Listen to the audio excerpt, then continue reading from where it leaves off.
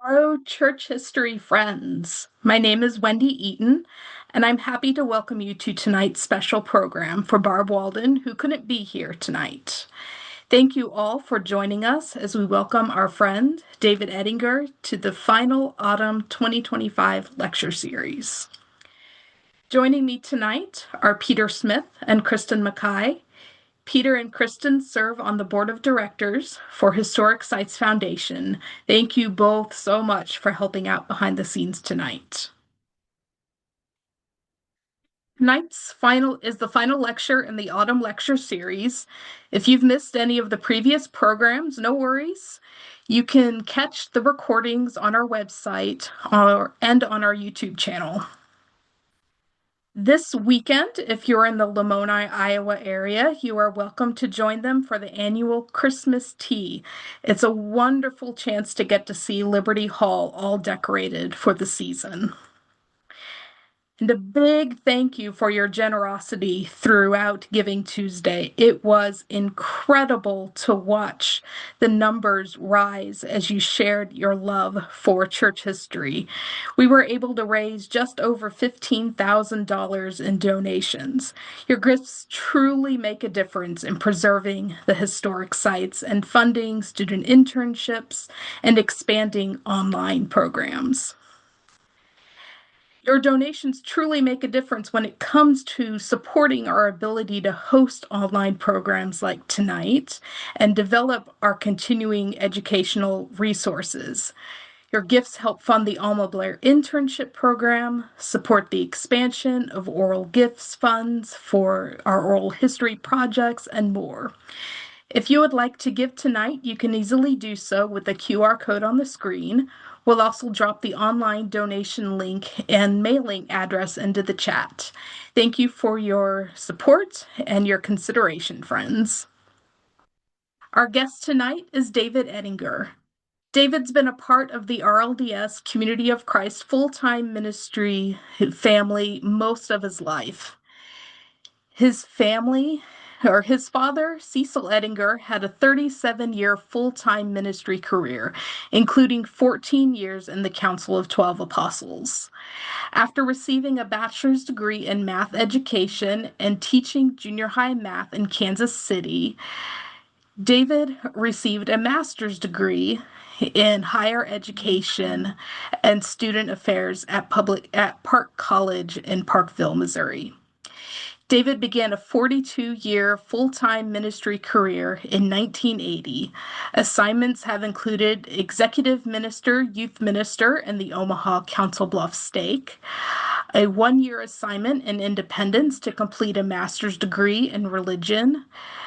He was the Michiana District President and Regional Young Adult Ministry in the Michigan region, Director of RLDS Community of Christ Historic Sites and Executive Director of Restoration Trail Foundation, Congregational Consultant and Cell Group Ministry in the Central Field.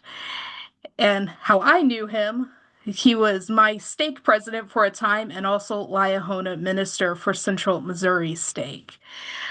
David also served as Community of Christ Historic Sites Foundation board president during the successful fundraising program for the new visitor center in Kirtland, Ohio. During his 42-year career, he also served as board president of two church campground associations, board president of a church thrift store association, and served as a pastor of 4 different congregations. David is married to the former Caroline Banks, and they have 2 children, Joshua and Jennifer, and 1 son-in-law, Andy, as well as 3 grandchildren, Toby, Eli, and Lucy. David and Caroline currently live in Council Bluffs, Iowa. David, welcome. Thank you so much for coming and being with us tonight. Thank you. It's great to be able to join with you tonight. One of the things I do want to mention, I'll apologize in advance, is I picked up a cold or a cough about 2 weeks ago, so I'm hoping I don't cough very much during this presentation. I'm going to go ahead and share my screen quickly. Again, as I'd already mentioned earlier, it's going to be great to join with you tonight as we talk about the church in Nigeria. And the early beginnings of RLDS Community of Christ in the nation of Nigeria. I also, through this story, am going to mention quite a bit, as you see on your screen, the fellowship of the saints, or one of our enduring principles of the church blessings and community. The fellowship of the saints, meaning, of course, that doesn't matter where you go across the globe in the church, you always know somebody who is there to provide help and support to you. It is one of the wonderful gifts that God has blessed Community of Christ with, this fellowship of the saints across the globe. And I'm going to be talking about that quite a bit in this presentation. In fact, to start off in talking about that a little bit, at the presentation in this fall series that Andrew Bolton did just a couple of weeks ago, I experienced this fellowship of the saints and blessings in community. I've known Andrew for many, many, many years. We had shared together in guest ministry. I directed a couple of reunions that he was the guest minister at. But during Andrew's presentation in this fall lecture series just a couple of weeks ago, he mentioned one of the highlights of his life was receiving his evangelist's blessing from his father-in-law, Reed Holmes, as Andrew married the former Jewel Holmes. Andrew received his evangelist blessing from Reed Holmes. Well, isn't it interesting? Fellowship of the Saints and the commonality. I received my evangelist blessing from Reed Holmes, from the same exact person. The reason why is because Reed Holmes is Andrew Bolton's father-in-law. Well, Reed Holmes was the person who officiated at my parents' wedding. And so our families have known each other for years and years. And so that was kind of a neat thing to hear, that commonality between me and Andrew. We both had the same person sharing our evangelist blessing. Also, while Andrew was sharing, another person, Diane Doty, was on the chat a couple of weeks ago, and she was talking about how she had experiences with Jewel Holmes. Diane attended Graceland College in the 60s, and she was the house president for Soraya House, which was the house that Jewel Holmes was in. And I had something in common there, too. My wife, Carolyn Banks, the former Carolyn Banks, she was in Soraya House at Graceland. And the whole Doty family, Diane Doty and her family, her father was Harry Doty, a former president of 70 in the church. They lived in England at the same time that my family lived in England in the early 60s. And my older brother and older sister, Ray and Stephanie, are about the same age as Diane. And I can remember all kinds of stories about Diane. So again, just as we start here tonight, the fellowship of the saints across the globe is an amazing gift that the church has been given by God. Well, I thought I'd start our presentation tonight in, there's my picture and my brother and sister and me when we lived in England. We lived in England from 1962 through 1964 when my dad was assigned as the apostle in charge of England, Europe, and also eventually the African continent. That's especially what we're talking about tonight. That all happened in that time period in the 60s. So this was what I looked like in the stories I'm going to talk about tonight when Dad first went to Nigeria. So let's talk first about a little bit about the nation of Nigeria, which won its independence in 1960. It was a colony of the British Empire. You see on the screen on my PowerPoint, the nation of Nigeria is kind of divided up into 4 areas. The first area is the northeastern area. You see that on the screen, where you can see that listed, northern and northeastern. Also, the west or southwest area, and this is where the national capital of Lagos is located at. You can see Lagos here in this area. You can see my little pointers. I'm trying to point to that on the screen. Also, the Midwest or central area of the country. And finally, the southeast or eastern part of the country. And the village of Iko Ukamafong, which I'm going to be talking about a lot about tonight, is located in this area close to Port Harcourt, which I see I'm trying to circle around with my pointer here in the southern part of the country. Iko Ukamafong village is close to this county capital of Port Harcourt. This is a picture of Gabardie and Cecil Ettinger and taken in August of 1963, right in front of Gabard's house in his village of Iko Ukamafong in Abak, which is kind of a county area in Nigeria. And it was because of this relationship between Gabard and Cecil that the church established itself not only in Nigeria, but for the first time on the African continent in the early 1960s. So let's talk a little bit about that story. How did these two gentlemen come together and meet each other?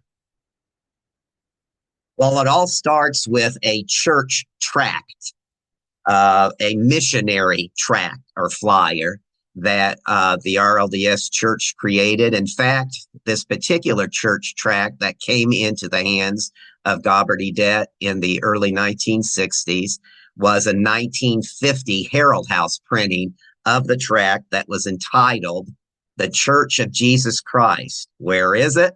How Shall I Know It? By William Lewis. Let's talk real quickly about William Lewis. He was a Welsh church member who immigrated with his parents to the United States in the late 1800s. He became an RLDS missionary, and he went back to his native Wales in 1901, and he wrote this tract, The Church of Jesus Christ, Where Is It? How Shall I Know It? In 1901, and he would use that tract in his own missionary work. This particular tract came into the hands of a Christian pastor by the name of Gabardie who lived in Iko Okumafong, Nigeria, in 1962. The tract had probably been used by a Bickertonite missionary traveling throughout the area. Probably this Bickertonite missionary was an individual who actually worked for the United States federal government and was in Nigeria in working for the federal government and meeting with the Nigerian government and talking about business opportunities and economic opportunities between the two countries. In fact, in the early 1960s, after Nigeria had won its independence, there were lots of countries that were coming into Nigeria to talk about economic possibilities between their countries. In fact, Nigeria is the largest populated country on the African continent. And I think even today it is said that 1 in 5 Africans is a Nigerian. So even though it's not a big landmass, it is the most populated country on the African continent.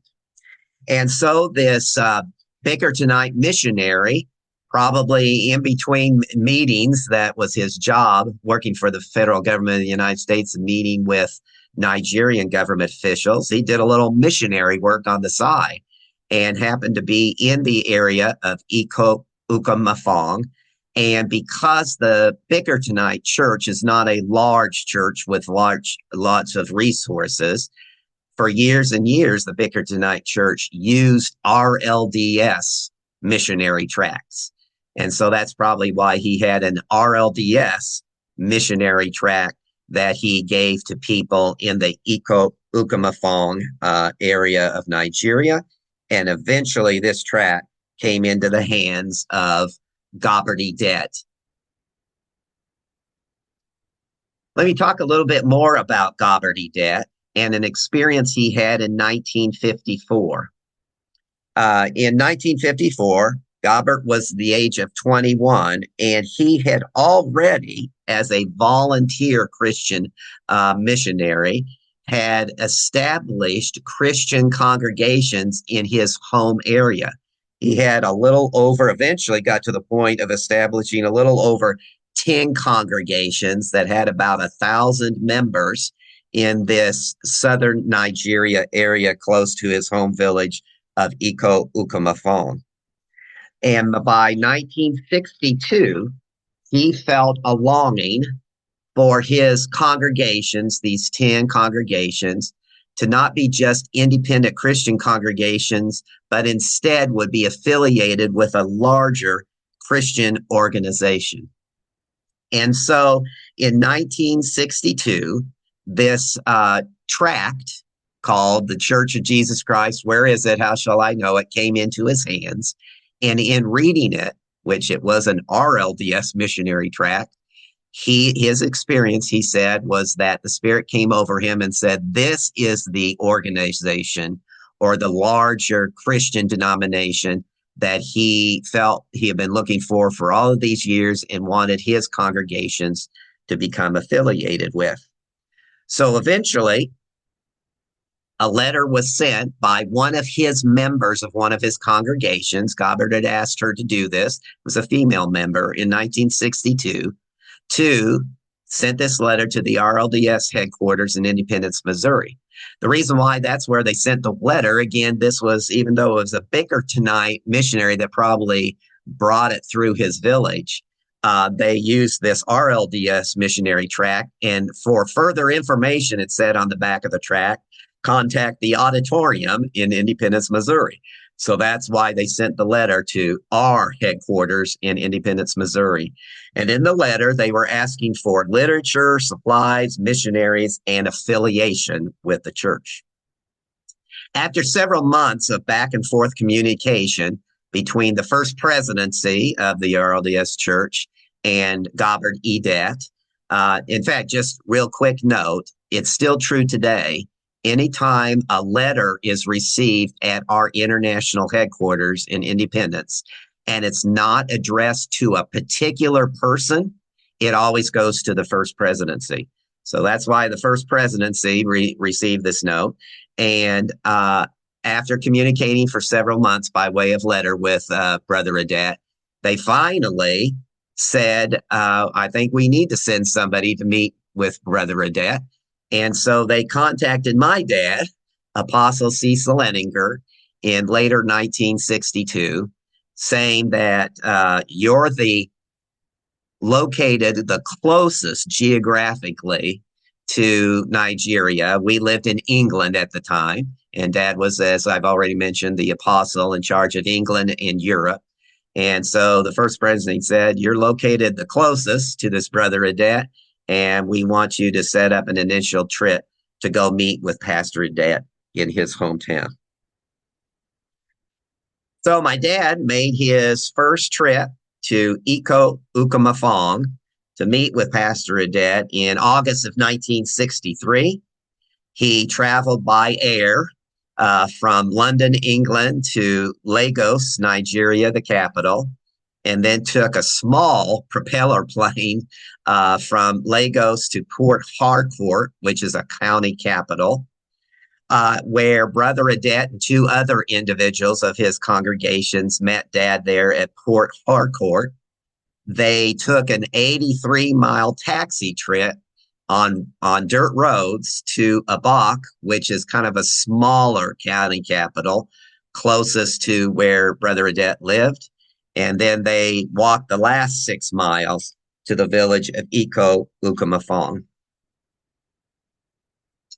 Over then the next couple of weeks, Dad spent his time attending church services because, again, there were already these established 10 independent, non-denominational Christian congregations that Pastor Adet was leading with a little over 1,000 members.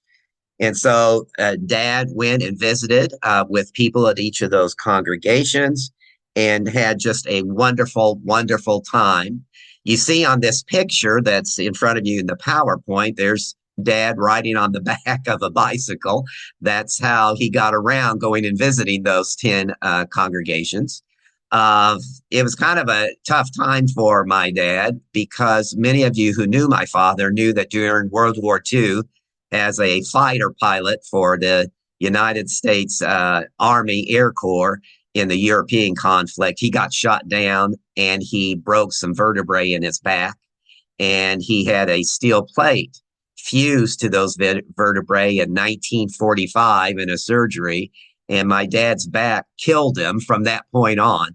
And so, kind of driving around and sitting on the back of a bicycle probably made his back hurt pretty bad. But he said he made it through. And of course, you can see here, Dad was wearing that typical missionary outfit that was used in 1963 of a white shirt and black dress pants and black dress shoes, even though the temperature at the time was probably over 100 degrees with over 100% humidity. But this is how he got around. Also, during that 2-week time period, he met the chief of the village in Iko Ukamafong, Chief Usuro, which you see here seated in this picture, standing behind, of course, my dad and 2 of the chief's sons. And it was going to be very important if the church wanted to become affiliated with these congregations of brother adepts, that they were going to need the chief's approval to do that too. And so by the end of the 2 weeks, the chief said he felt very strongly that this Christian denomination that my dad was representing would be a great choice to become affiliated with these congregations in the villages surrounding Iko Ukamafong. And he gave his permission. And he also, in the villages, the land was not controlled by government agencies, but instead by tribal agencies. And so the property in this area was owned by the tribe. And so Chief Asura not only gave his permission for the congregations to become affiliated with the RLDS Church, but he also gave property from the tribe to the church, to the RLDS Church, to build congregational buildings, and also, very importantly, to build school buildings, that the church was going to help sponsor schools in the area, and also a building for like a health clinic. And for a while, our church ran a health clinic in this area. Continuing in the story, at the end of the 2 weeks in August of 1963, Dad then left the Iko Ukamafong area and traveled back to the national capital in Lagos and met with government officials in trying to find out what it would take for the church to be registered in Nigeria. And the government officials said to Dad that probably the best way to go is if the church would become registered as both a religious organization and an educational organization, and would spend time in establishing some grade schools in the area that would be helpful to the church in getting registered.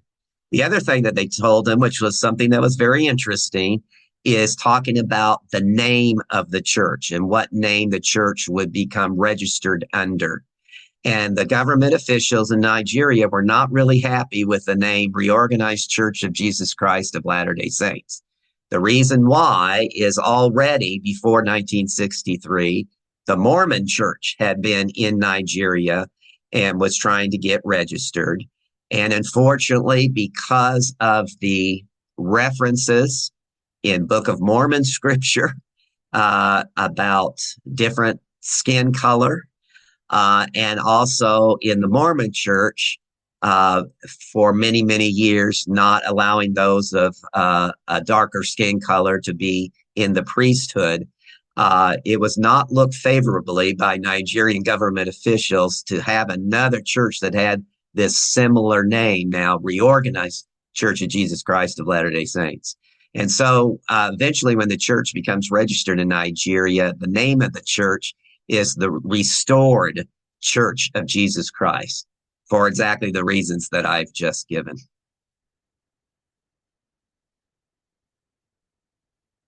The other thing that was recommended by Dad to the first presidency in August of 1963, after he was summarizing the trip he had made to the first presidency and visiting Iko Ukamafong, and then also government officials in Lagos, Nigeria, Dad made a recommendation to the first presidency register the church with the Nigerian government under the name I've just mentioned as an educational and religious organization. He also recommended that the church could bring Pastor Gobbert to the United States for further training and educational opportunities. And in fact, Gobbert, over the next several years, did come to the United States and earned a postgraduate degree at Graceland College at Central Missouri University. In 1964, Gobbert was brought to the United States, and he was baptized and confirmed a member of the church, and was eventually in 1965 ordained an elder in the church. In Dad's letter to the First Presidency, he also recommended that the church assign 2 missionary families to Nigeria, and in fact had recommended 2 families, the Merle Guthrie and the Bob Seeley families, which some of you online tonight might remember, the Merle Guthrie and Bob Seeley families. Unfortunately, this never came to fruition, because when it was about time a couple of years later, to assign these families to Nigeria, a very terrible war, if you remember your world history, in the 1960s occurred in Nigeria called the Biafran War. And it cut off communication with our church membership and brotherly debt for a time period. And because of that, those 2 families never had a chance to go to Nigeria. And that was a shame that occurred. And in 1966, so it took a couple of years for the church to finally do everything it needed to do to get the church registered in Nigeria, establish relationships, and come to a world conference to ask permission from membership to now recognize and approve the church being in Nigeria. This happened at the World Conference of 1966, and in attendance was brought over to Nigeria. Gobbert was there, along with his wife, Justina, and their sons, Victor, Felix, and Rex were in attendance. And so to continue the story tonight, what I'm going to do is to show to you some of the 8mm movies that my dad took on his first and second trips to Nigeria in 1963-64. The second trip, Apostle Aaliyah Curry went with Dad on that trip, so you will see him also in these movie clips. Again, they were taken with an 8mm movie camera, which did not have sound. So there's no sound on these video clips, but I'll try to probably talk a little bit during the video clips to kind of explain some of the things that you'll be seeing. And just want to let you know that besides my immediate family, tonight you will be the only ones that have ever seen these video clips. They're 8mm movies that I transferred to digital. And so hopefully you'll enjoy seeing from the original trips to Nigeria by RLDS missionaries. This again is the house of Gobbert. And of course you see my dad and Gobbert dead in front of his house. Eventually you'll see Apostle Curry coming into the screen too. And again, this house, beautiful home, but no running water, no electricity. Again, we're going to see some clips that Dad took that is just of kind of village life in Ukamafong in 1963-64. And I'll try to point out a few things as you see some of these clips. This is on the kind of the front porch area of Gobbert house where Aaliyah and my dad stayed at. It's interesting to note that the people that came to help to wash dishes, cook food for them, do some washing of clothes were all men. That they felt it was inappropriate to have women with these strangers coming to have women cooking for them and cleaning clothes, etc. And so they had men that did that. Very common in this southern Nigeria area that both men and women, they will carry most of the product that they have on the top of their head. They must have strong neck muscles. This right here is just outside of the village. This actually is burial spots of ancestors of people who lived in the village. Beautiful carvings to of what their ancestors looked like, and these are burial spots. Doesn't matter where you go across the globe, there's always people have nice little pets. Uh, a lot of the diet for those living in southern Nigeria, coconut, date palms, figs, yams, etc. And that's what you had seen there earlier. And on top of that woman's head, date palms that they will cut off these dates off of them that you see this gentleman's doing right now. And then they will smash them up and cook them as part of their diet. This gentleman is amazing with his ability with a machete. He does it pretty fast. And again, this is right out in front of the rooms that my dad and Apostle Curry stayed in while they were there on the second trip. There's Dad. He doesn't have his full missionary outfit on because his white shirt's not on, but his white t-shirt, black pants, black dress shoes. Kind of investigating these date palms.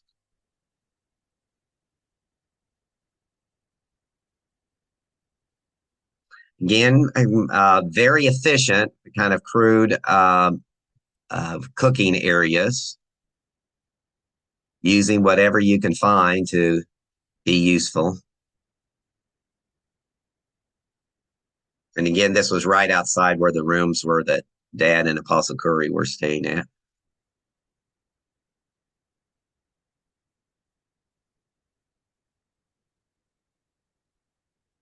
Again, these will be more young girls carrying stuff on top of their heads. Very capable in transporting stuff in this way with pretty much ease.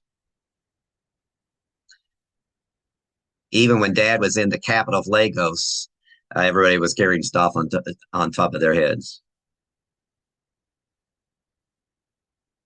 Iko Ukamafong literally is surrounded by the jungle.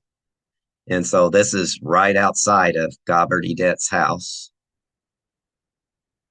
Lots of palm trees with coconut, date, palm, figs, etc.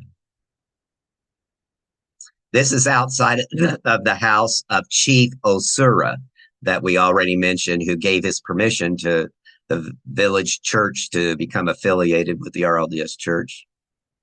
And here comes Chief Osura.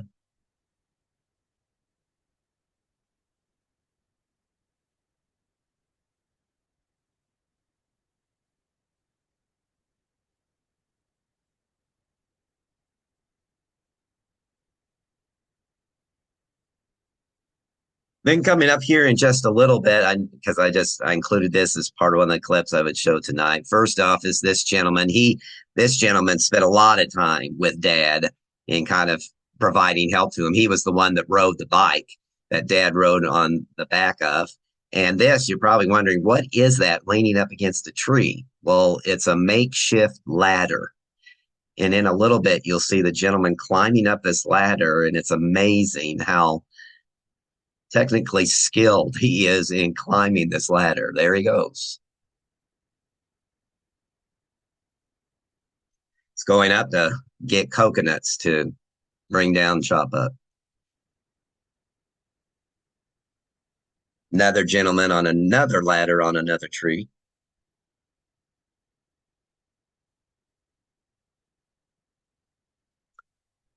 Also, Curry trying his hand at smashing up yams, getting them ready to then be cooked. The gentleman that was assigned to Dad and Apostle Curry to be their cook for the 2-week time period that they were there on the second trip that Dad took to Nigeria.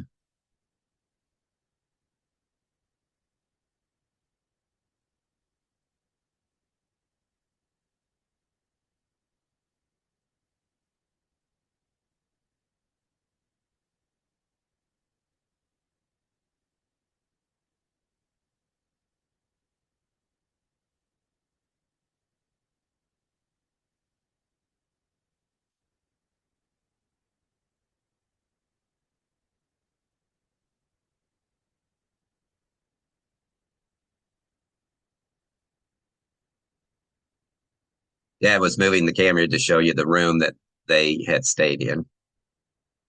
Two young boys, when I was 8 years old living in England, when Dad was on these trips to Nigeria, I was about these boys' age, and I had a slingshot too. So it doesn't matter where you go, kind of we're really the same across the globe. So yeah, I had a slingshot just like that. And this same gentleman that, did the bike riding for Dad and was the one cooking up the coconut, he also did their laundry for him. So he was washing one of their missionary white shirts.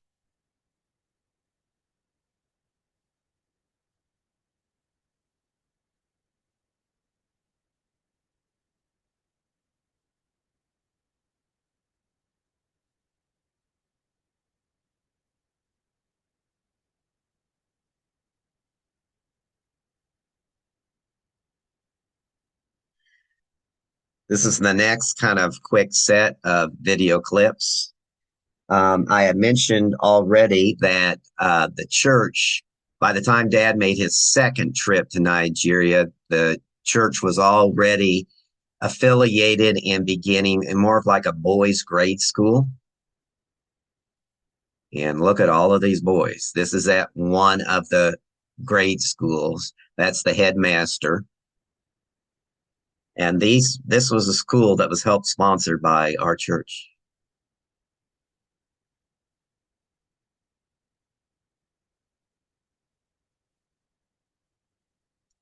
Again, this is a group of people who are coming into the town area around Iko Ukamafong. Quick story. Dad's first night on his first trip in August of 1963, flew into Lagos, then over to Port Harcourt, then took a taxi to Abak, and then walked the last 6 miles into Iko Ukamafong. There were, already established some independent Christian congregations in the area that Brother Adet was pastor of. But also in the village of Iko Ukamafong is this native religion called Juju. And Dad's first night, when he got into Iko Ukamafong about 11:30 at night, all of a sudden the drums started playing kind of off in the distance. And they played all night long. And the next morning, Dad asked Gobbert, what was that? And he said, well, it was the Juju priests who were playing all night long trying to drive the new Christian minister out of town. That was the reason why they were doing it. And this is a demonstration. These are Juju priests that are demonstrating part of what this native religion is all about.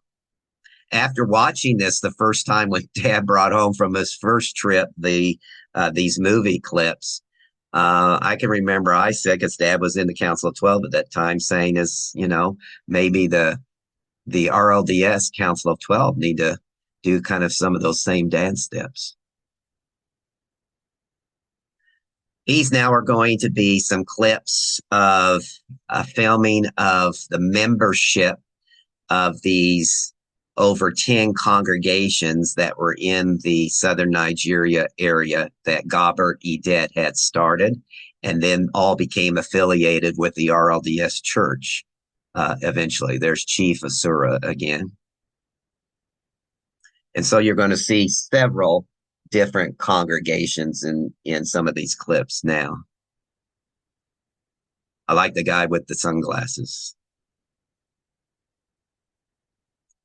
Lots and lots of young families. And all these people you're seeing right now eventually all became members of RLDS Community of Christ. Beautiful, beautiful children.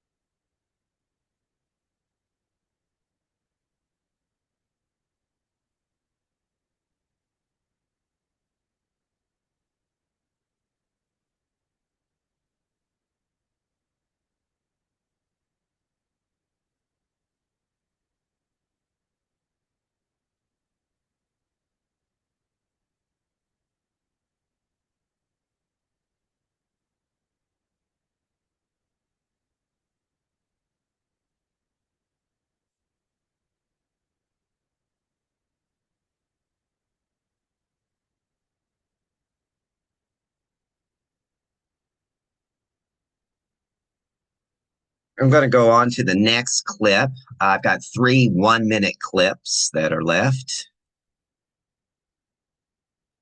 This is interesting. I'm wait until it gets closer and I might stop the video real quickly. Here you go. Let me pause it.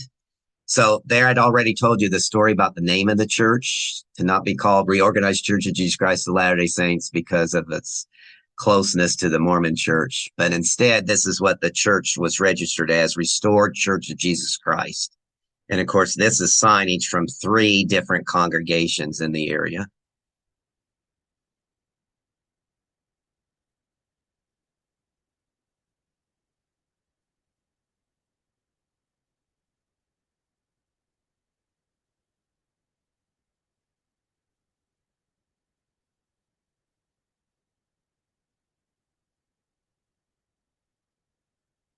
Now, it's interesting. You'll notice here, and Gobbert just made this sign up because he says eventually, hopefully we can call the church this. But you notice it says, this is right out outside of his home congregation.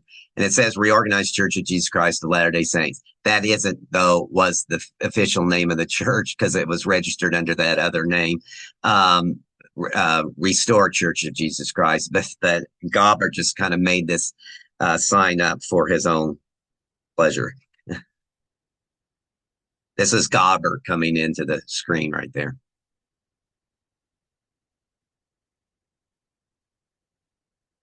Again, kind of a makeshift building with probably a congregation of 100 members. One of 10 at that time.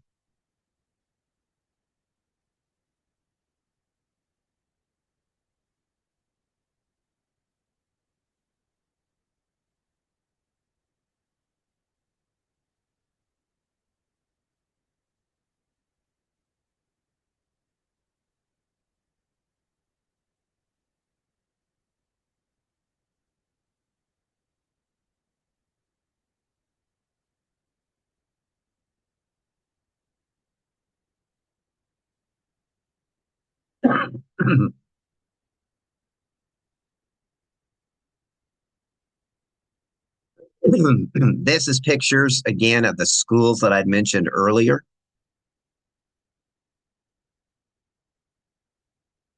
Then there's a sign coming up that I'm going to pause at that I think you might find interesting.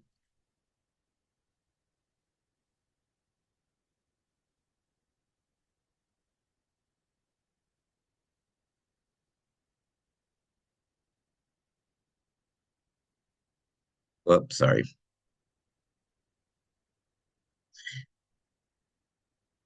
Well, I'm going to have to, sorry, excuse me. Let me go back to that same one we were watching. Okay.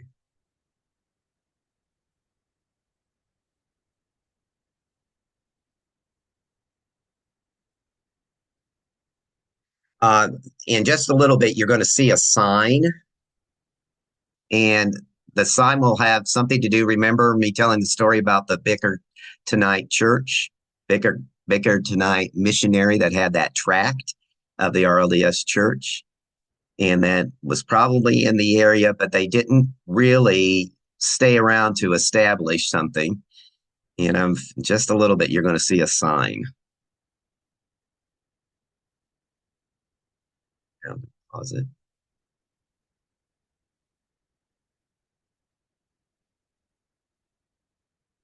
There, here we go.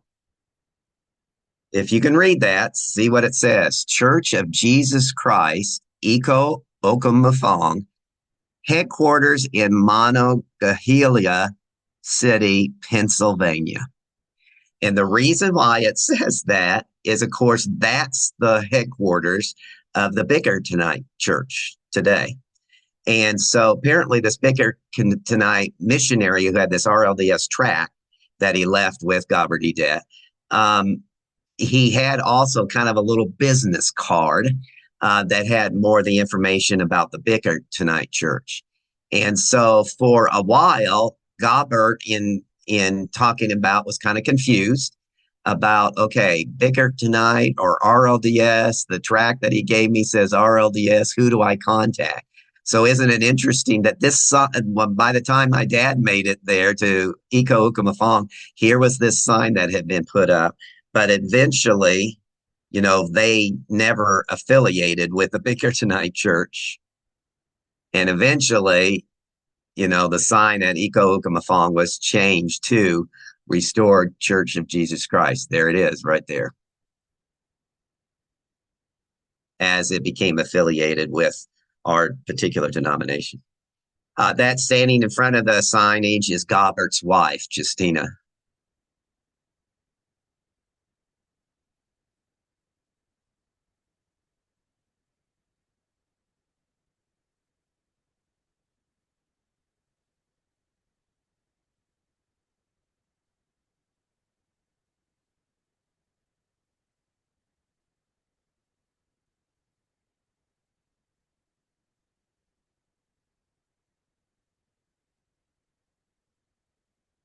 And we'll just end real quickly with one little 1 minute montage of, again, at another congregation. This would be another RLDS congregation or Restored Church of Jesus Christ congregation in 63, 64.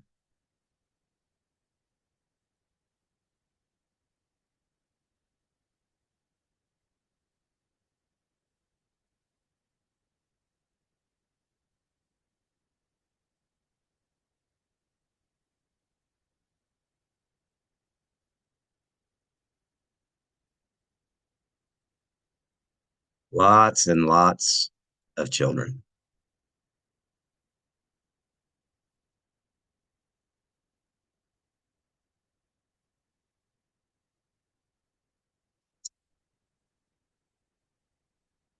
What is wonderful about this story of the church in Nigeria is from 1963 on, the church not only gave support to congregational worship life, but also, as I've already mentioned, established some schools, grade schools, and also a health clinic. And I want to recognize people like Gobbert Chief Asura.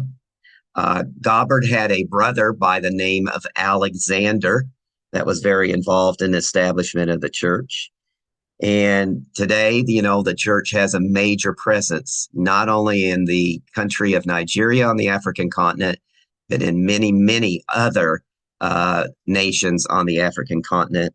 All started with this story that started in August of 1963. Unfortunately, there were some problems that happened in this story about establishing the church in Nigeria. I'd already mentioned that Gobbert was brought to the United States for further education and training, but eventually the church learned in its missionary efforts, especially on the African continent, that maybe the best idea is to not bring people away from their families to travel across the ocean to Independence, Missouri for further training and education, but instead to take the education and training to where they lived at in their own country. So today, most of the training that our church does on the African continent is done on the African continent, in not bringing people to the United States, but instead bringing the training to them there. And unfortunately, because Gobbert was away from his family and from his village for extended period of time, over from 1964 through maybe 66 to 68, in doing this training, when he went back to his villages, of course, there were other people who stepped forward to provide leadership while Gobbert was gone. People like Sunday Charlie Akpan, many of you might recognize that name. And unfortunately, over a couple of year time period, Gobbert left the church. He did not stay with the church. Probably feelings being hurt, etc., as new people came to the fore to provide leadership while he had been gone for so long to the United States. And so that's unfortunate. Unfortunate for my extended family because we came back to the United States in 1964 from England, and Gobbert stayed at our family house in Independence, Missouri, many, many times when he was coming for education and training in Independence, Missouri. And I formed a relationship even as a young child with Gobbert and very much appreciated my friendship with him, and just so sorry that eventually he left the church and didn't stay with his church. Interesting to note, his brother Alexander did stay with the church and is still involved in the church to this day, but Gobbert wasn't able to do that. Um, the story of the church in Nigeria is a story about ordinary people doing extraordinary things. And again, I'll mention again, I was very blessed as a young child to be able to have this kind of global missionary experience with the Fellowship of the Saints, blessings in community across the globe. And I'm so appreciative of that. If it's okay, I'm looking at time, but what I wanted to do was to stop sharing my screen and just share with you two testimonies from my own life, if that would be okay to do, that emphasize this story of the church in Nigeria and where I fit into it and what it did for me in experiencing the Fellowship of the Saints, blessings of community. Two quick stories. First one is this. In 2005, still as a full-time minister for the church, I attended a large gathering of leadership in the church that came literally across the globe. It was mission center presidents, mission center financial officers for the church across the globe, gathering in Independence, Missouri, fortunately bringing everybody from across the globe instead of going to them where they live at, but bringing us for training and education. There was probably 100 of us in Independence, Missouri, 2005. It was in the fall, and doing this training. It was a week long. And on Wednesday, it was like Monday through Friday. And on Wednesday night of this training experience, the people that were in charge of the training decided that they wanted to do some kind of team bonding experience with us. And so they had rented like 7 school buses to cart us all to do some team bonding at the Kansas City Zoo. Now, I still to this day don't understand what that activity had to do with team bonding, but after dinner at the auditorium, we were to go board these buses and go to the Kansas City Zoo for this team bonding. Earlier in the day, I had several friends of mine that I had shared in ministry experience over the years with, and we had all talked about that we would all go on the same bus together, ride the same bus together to the Kansas City Zoo. So it was after dinner, and I went outside, and here were all these 7 buses, and I got on the bus that I thought was the right bus to meet all my friends. And I got on the bus, and I didn't see any of my friends on that bus. And I went, oh, shoot, I've probably gotten on the wrong bus. I need to get off this bus and go get on another bus and find my friends. And so I was about ready to get off the bus and go find my friends. And I decided, you know what? I think the Spirit's telling me I need to stay on this bus. So I sat down and I stayed. And right after I sat down, a gentleman got out of the bus and sat right next to me. And many of the people that were at this training, I had not met yet because they were literally from across the globe. And this was a gentleman I had never met before. So we just started talking a little bit. And of course, what was one of the first things that we did since we didn't know each other yet? We both had name tags on. So we looked at our name tags. And I looked at his name tag, and it said Emmy Adet, spelled exactly the last name just like Gobbert Edet, Emmy Adet. And I said to him, Emmy Adet, you know, Gobbert Edet? And he said, yes, that's my uncle. This is Alexander's son, who is now serving as the financial officer in the Nigerian Mission Center. And then he looked at my name tag, and he said to me, David Ettinger. I said, yes. And he said, Cecil Ettinger, Apostle Ettinger. And I said, yes, I'm his son. And he said, oh, Apostle Ettinger, who brought the gospel to our village. And then we started telling each other stories about, I told him stories about his uncle Gobert when he came and stayed with us in the United States that Emmy had never heard before in his life. And Emmy started telling me stories about my dad when he had come on his trips to Nigeria that I had never heard before in my life. And we had an unbelievable time together. We still keep connected by way of Facebook. And another example of this blessing of community, fellowship of the saints, this gift given to our church, even in our experiences across the globe. Finally, the second story.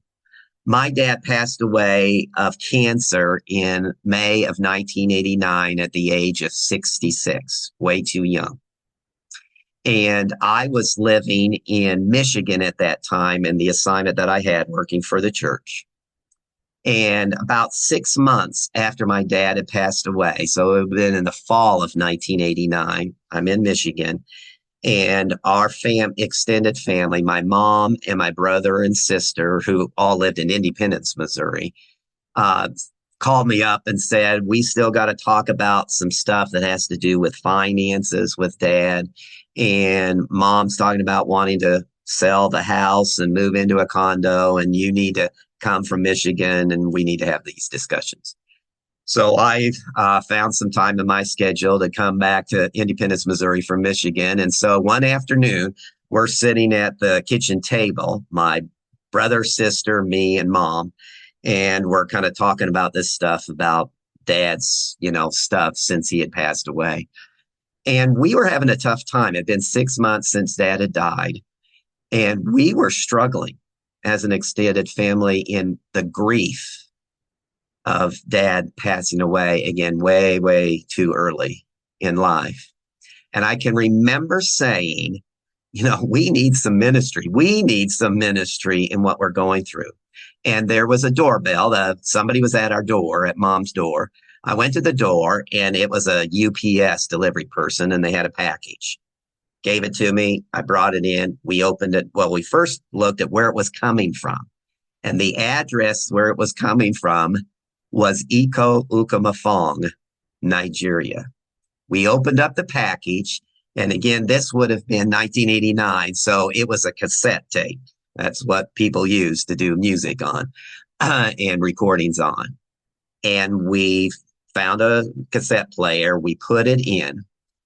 And it was immediately what came on the speaker was the voice of Sunday Charlie Akpon, who we all recognized. And he said, it's taken us a long time to put this cassette tape together. We had gotten the news that Apostle Ettinger had passed away. Apostle Ettinger, who brought the gospel to our village. And we just want to share with you, your family, our condolences and give our blessings and thanks for your father, your husband's life, and just send this to you to provide ministry to you. And then we listened for the next half hour to gospel music, their adult and children's choir sang from this congregation in Iko Ukamafong, Nigeria. And we all, my brother, sister, and I and mom all cried together. This was the ministry we had been hoping for many months in our time of grief. And where did that ministry come from? Literally across the globe from our Nigerian brothers and sisters. Blessings of community, fellowship of the saints. Thank you for letting me share tonight. Thank you so much for those stories, David, especially that last ministry that was extended to your family in that time of need. Oh, now we'll get ready to bring our evening program to a close. Thank you, David, for sharing with us tonight. Also, a big thank you to Peter and Kristen for helping out behind the scenes and making it all look smooth. Lastly, we share our thanks to all of you, our dear friends in the audience, for your love of a good story and for generously supporting Community of Christ Historic Sites Foundation. Thank you. Again, thank you so much for supporting us through this fall lecture series. Good night.